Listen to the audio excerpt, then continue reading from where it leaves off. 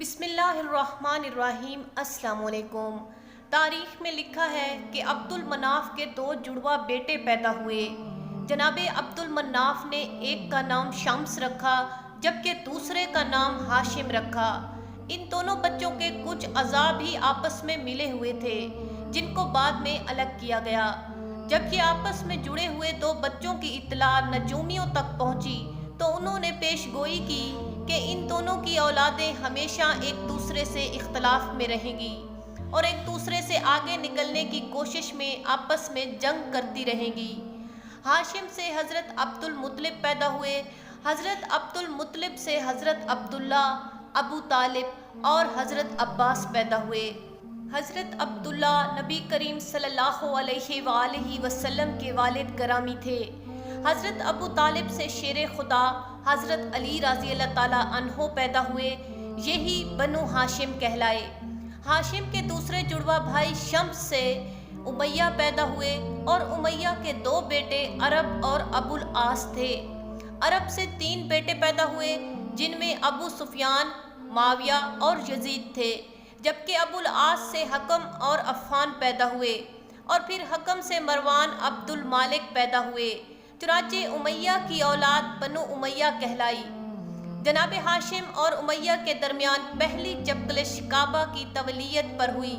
اسی طرح حضرت عبد المطلب ابن ہاشم اور حرب ابن امیہ میں ساری زندگی جنگ کی سی کیفیت رہی جو تاریخ کی کتابوں میں تفصیل سے بیان کیا گیا ہے۔ لیکن مکہ میں بنو ہاشم ایک دینی گھرانے سے مشہور ہوئے کیونکہ انہی کے پاس کعبہ کی تولیت تھی، جبکہ بنو امیہ مکہ کے دیگر قبائل پر اپنی جنگی صلاحیتوں کی وجہ سے حکمرانی میں رہنے لگے۔ اسی طرح جب بنو ہاشم میں سے حضرت محمد مصطفیٰ صلی اللہ علیہ وآلہ وسلم نے نبوت کا اعلان فرمایا تو اکثر بنو امیہ کے لوگوں نے یہ کہہ کر ان کو ماننے سے انکار کیا کہ اگر نبوت ہوتی تو وہ ہمارے خاندان میں ہوتی۔ جنگ بدر اور جنگ صفین بنو ہاشم اور بنو امیہ کے درمیان ہی لڑی گئی، اور پھر جب بنو امیہ میں سے یزید نے 60 ہجری میں حکومت سنبھالی تو اس نے مدینہ کے حاکموں کو خط لکھا کہ مدینہ میں موجود اثر و رسوخ رکھنے والی شخصیات سے میری بیعت لو، خاص طور پر نواسۂ رسول حضرت امام حسین علیہ السلام سے تو ہر صورت بیعت لینی ہے۔ یزید کی حکومت اسلامی اصولوں کے مطابق نہ تھی، اس لیے کچھ اصحاب رسول صلی اللہ علیہ وآلہ وسلم اور حضرت امام حسین علیہ السلام نے یزید کی بیعت سے انکار کر دیا، لیکن یزید دن رات اسی کوشش میں لگا رہا کہ کسی طرح نواسۂ رسول صلی اللہ علیہ وآلہ وسلم سے بیعت حاصل کر لے، کیونکہ ان کی بیعت کے بغیر اس کی حکومت مکمل نہ تھی۔ لوگوں کے دلوں میں نواسۂ رسول کے لیے بے پناہ محبت اور عقیدت تھی۔ یزید کو یہ بات پسند نہ تھی۔ جب مدینے میں حالات خراب ہونے لگے، شر اور فساد پھیلنے کا خطرہ بڑھا تو امام حسین علیہ السلام نے مدینہ سے ہجرت کا ارادہ کر لیا۔ 28 رجب کو نواسۂ رسول صلی اللہ علیہ وآلہ وسلم نے اپنے قافلے کے ساتھ مدینہ سے ہجرت کی اور یہ قافلہ 3 شعبان کو مکہ پہنچا۔ مکہ میں آپ کا بہت خیر مقدم کیا گیا اور جوک در جوک لوگ آپ سے ملنے آتے۔ 10 رمضان کو حضرت امام حسین علیہ السلام کے پاس پہلا خط کوفے سے آیا اور پھر بے شمار خطوط کوفے سے آنے لگے کہ آپ کوفہ آ جائیں، ہم آپ کی بیعت کریں گے اور یزید کی حکومت کو ہم نہیں مانتے۔ آپ نے اپنے چچا زاد بھائی حضرت مسلم بن عقیل کو اپنا سفیر بنا کر کوفہ بھیجا کہ وہاں کے حالات کا جائزہ لیں۔ 6 شوال کو حضرت مسلم بن عقیل کے ہاتھ پر تقریباً 18,000 کوفیوں نے بیعت کر لی۔ حضرت مسلم بن عقیل نے امام حسین علیہ السلام کو خط لکھ دیا کہ حالات سازگار ہیں، آپ کوفہ تشریف لے آئیں۔ جب حضرت امام حسین علیہ السلام کو خط ملا تو آپ نے کوفہ کی جانب ہجرت شروع کر دی۔ دوسری طرف یزید نے کوفہ کے صحابی گورنر کو برطرف کر کے عبید اللہ ابن زیاد کو بصرہ کے ساتھ ساتھ کوفہ کا گورنر بھی بنا دیا۔ عبید اللہ ابن زیاد پہلے سے ہی اپنی صفاکی کی وجہ سے عراق میں مشہور تھا۔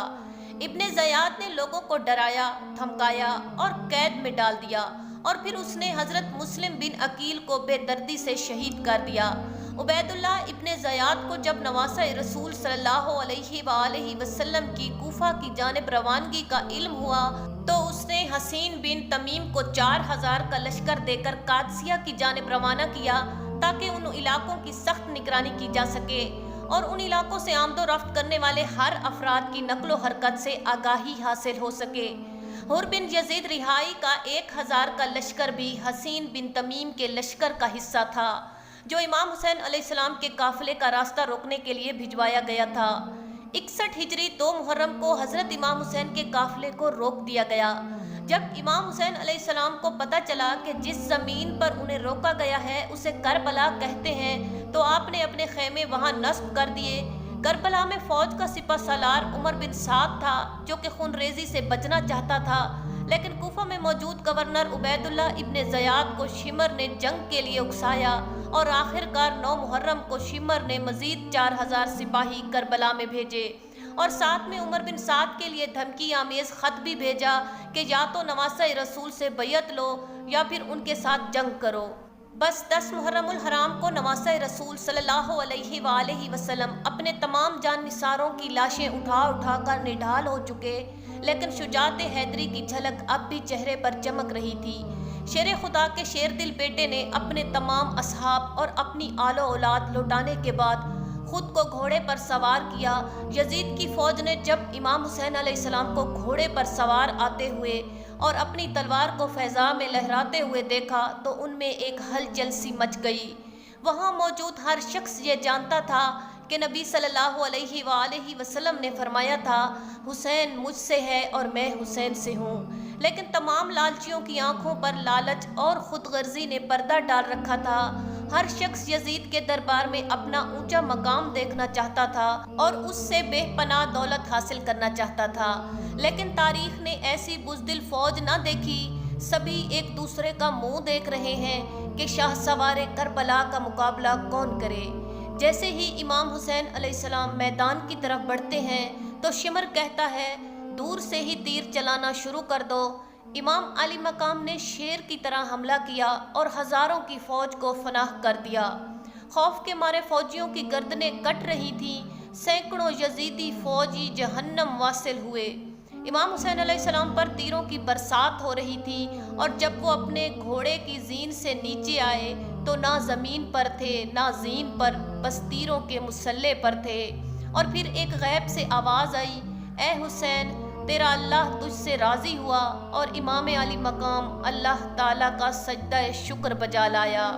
یہی وہ وقت تھا جب شمر نے موقع کو پا کر امام حسین علیہ السلام کا سر تن سے جدا کر دیا۔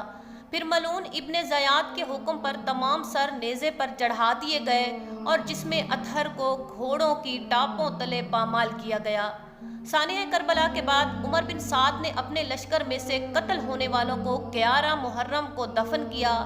سید زادوں اور اصحاب کے 72 جسم مبارک بے غور و کفن چھوڑ کر اور اہل بیت کو قیدی بنا کر کوفہ کی طرف دربار ابن زیاد کی طرف بڑھنے لگا۔